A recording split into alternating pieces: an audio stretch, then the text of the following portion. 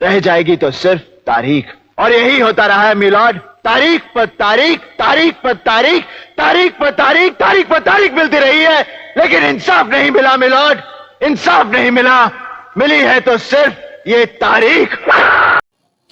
प्रणाम मित्रों, आखिर तारीख पे तारीख क्यों पड़ती है और कोई भी केस इतना लंबा क्यों चलता है, इसको जानने से पहले आप लोग यह एक वीडियो देखिए।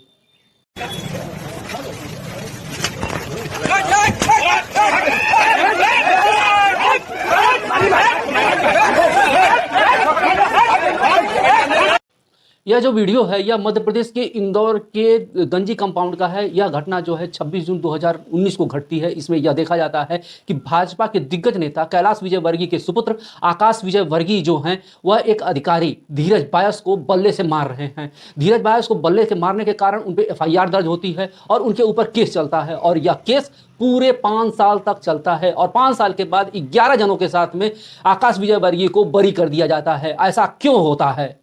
आखिरकार न्यायालयों को न्याय करने में इतनी देरी क्यों हो रही है? बिहार के एक व्यक्ति को 28 साल तक अपनी बेगुनाही का इंतजार करना पड़ा। जब वह रिहा किया जाता है तो उसकी उम्र 54 साल रहती है। और हाल के दिनों में यह देखा गया कि अजमेर ब्लैकमेलिंग और रेप केस में जो न्याय आता है पूरे 32 साल के बाद आता है और जिसमें कि एक पीड़िता दादी तक बन चुकी है। और भारत का सबसे विभत्स और चर्चित केस जो निर्भया केस रहता है उसमें न्याय मिलने में 7 साल लगते हैं, जबकि हर रोज सुनवाई की जाती है तब पर भी। दिसंबर 2022 तक में 5 करोड़ केस में से 4.5 करोड़ केस पेंडिंग हैं, जिसमें कि 50% में तो राज्य सरकार ही वादी है। 2018 की नीति आयोग की रिपोर्ट के अनुसार अगर देखा जाए तो न्याय देने की प्रक्रिया अगर इसी प्रकार से चलती रही, केसों का न्याय इसी प्रकार से होता रहा तो कुल 324 साल लगेंगे। न्याय में इतनी देरी होगी।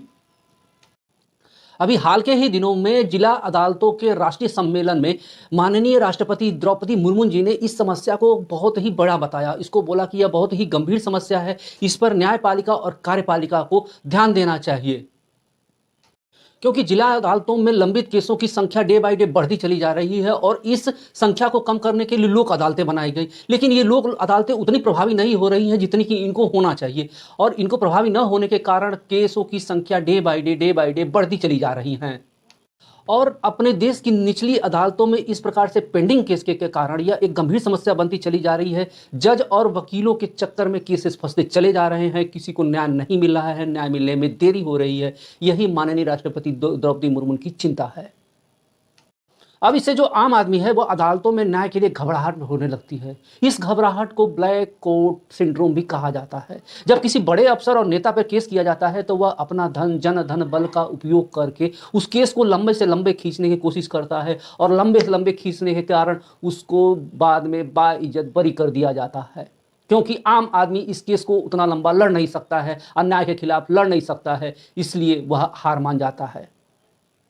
अभी हाल के ही दिनों में जो बलात्कार के केसेस हो रहे हैं उनमें देखा गया है कि जो पीड़िता है वह इतने लंबे केस करने के लिए मानसिक रूप से तैयार नहीं होती है, आर्थिक रूप से तैयार नहीं होती है, सामाजिक रूप से तैयार नहीं होती है वह, और अपने मन में ही वह हार मान लेती है, क्योंकि देरी से मिलना भी न्याय एक अन्याय के समान ही है। आखिर आप यह पेंडिंग केसेस इतने ज़्यादा क्यों है, इसको जानने से पहले हम लोग इसका स्ट्रक्चर को समझते हैं कि न्यायालय की स्ट्रक्चर क्या है। वो स्ट्रक्चर कुछ इस प्रकार से है कि पहले तो सुप्रीम कोर्ट है, फिर हाई कोर्ट है, फिर डिस्ट्रिक्ट कोर्ट है और इसमें यह 2 प्रकार के केसेस लड़े जाते हैं, सिविल और क्रिमिनल। सिविल में जमीन जायदाद के हिस्से होते हैं और क्रिमिनल केसेस में आपराधिक मामले होते हैं।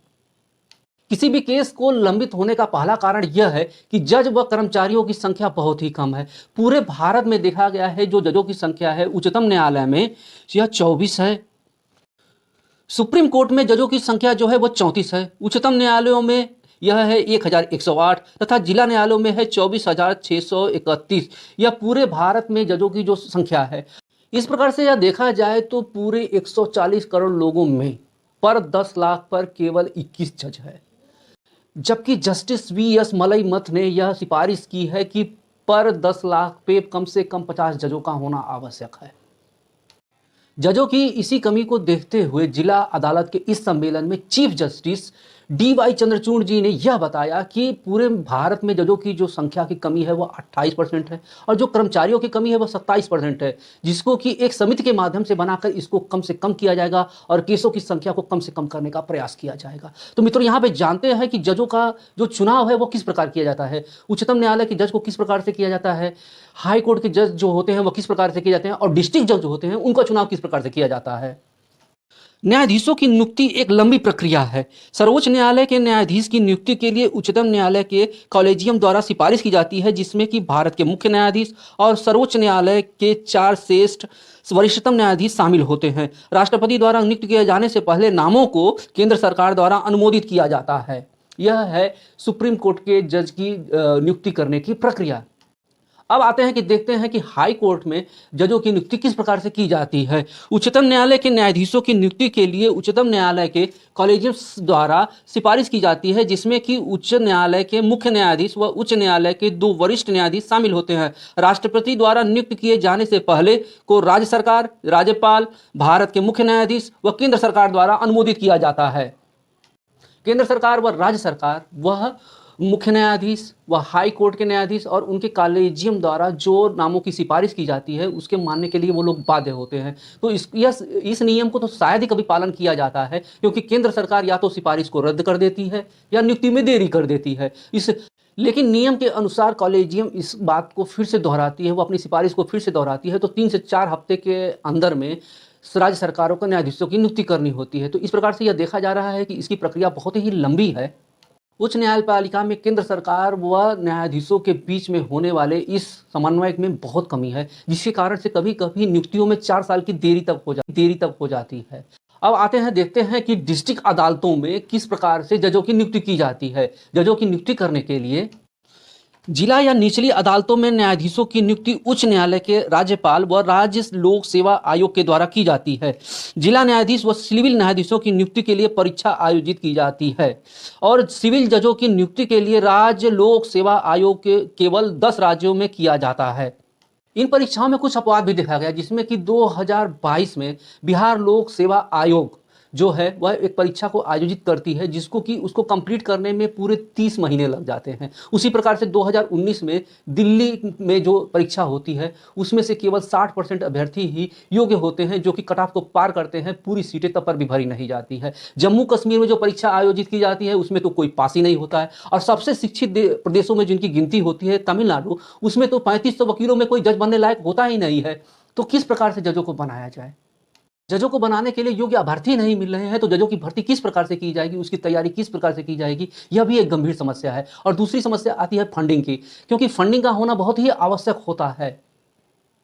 सुप्रीम कोर्ट का खर्च तो केंद्र सरकार उठाती है, लेकिन हाई कोर्ट व डिस्ट्रिक्ट कोर्ट के जो खर्च होते हैं वह उठाती है राज्य सरकारें। और आपको जान के आश्चर्य होगा कि 2019 में कुल जीडीपी का 0.08% ही इस पर खर्चा किया गया है, जबकि संयुक्त राज्य अमेरिका में, यूएसए में यह 2% है।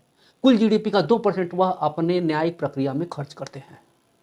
अब आते हैं, बात करते हैं कि बेसिक इंफ्रास्ट्रक्चर में क्या कमी है। सन 2022 में पूरे देश में कोर्ट की हाल संख्या जो थी वो 20,143 थी और उनके रहने के लिए 17,800 आवासीय इकाइयां ही बनाई गई, जबकि निचले जजों की जो संख्या है वो 24,631 है। तो इस प्रकार से देखा जा रहा है तो बेसिक इंफ्रास्ट्रक्चर की बहुत कमी है। इसके अलावा वीडियो कॉन्फ्रेंसिंग की कमी है और डिजिटलाइजेशन की बहुत ज़्यादा कमी है। अधिकारियों जेलरों से बात करने के लिए वीडियो कॉन्फ्रेंसिंग की सुविधा नहीं है, उसके लिए एक हॉल नहीं है। ये सब बेसिक प्रॉब्लम्स हैं। इसके अलावा तो सबसे बड़ी बात देखेंगे कि शौचालय तक व्यवस्थित नहीं है।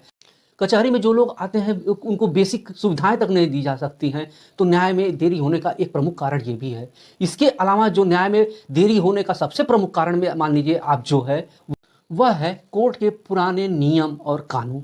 जो कानूनी प्रक्रिया होती है कोर्ट में सीआरपीसी और सीपीसी के वर्णित नियमों के अनुसार चलती है, जो कि बहुत पुराने हो गए हैं, जिनके कारण कि कोर्ट को बार बार स्थगित करना पड़ता है। और इसके बाद आते हैं हमारे देश के वकील साहब लोग। जो वकील हैं वह लंबी से लंबी प्रक्रिया को मौखिक रूप से और लिखित रूप से लंबा से लंबा खींचते हैं। वह कानूनी प्रक्रिया में केस को उलझाए रहते हैं, वह तारीखों पर तारीखें पड़ती चली जाती हैं। यह भी एक प्रमुख कारण है। अब आते हैं आकाश विजय वर्गीय के बल्ला कांड पे। भल्ला कांड में उन्होंने जो अधिकारी है, जो नगर निगम का अधिकारी है देवेंद्र बायस, उसको बल्ले से मारा था। इसका केस चला था। इस केस में धीरज बायस है वो अपने बयान से मुकर जाता है और मुकरने के बाद इस केस को शट डाउन कर दिया जाता है। आकाश विजयवर्गीय के साथ में 11 लोगों को बरी कर दिया जाता है, क्योंकि यह केस प्रक्रिया बहुत ही लंबी चली। लंबाई होने के कारण आम आदमी न्याय मांगने में असमर्थ हो गया। उसने अन्याय के सामने घुटने टेक दिए और वह अपने बयान से पलट गया। तो मित्रों, जो सच्चाई है वो आपके सामने है, जो माननीय न्यायाधीश ने जो बोला है वह आपके सामने है। तो आपको तय करना है कि हमारे देश की न्यायिक प्रक्रिया में सुधार होना चाहिए कि नहीं होना चाहिए।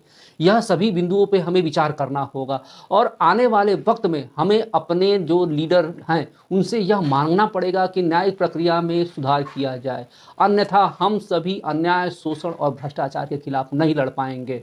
आम आदमी अपने हक के लिए नहीं लड़ पाएगा, क्योंकि जब उसे न्याय ही नहीं मिलेगा तो वो क्या लड़ेगा। धन्यवाद।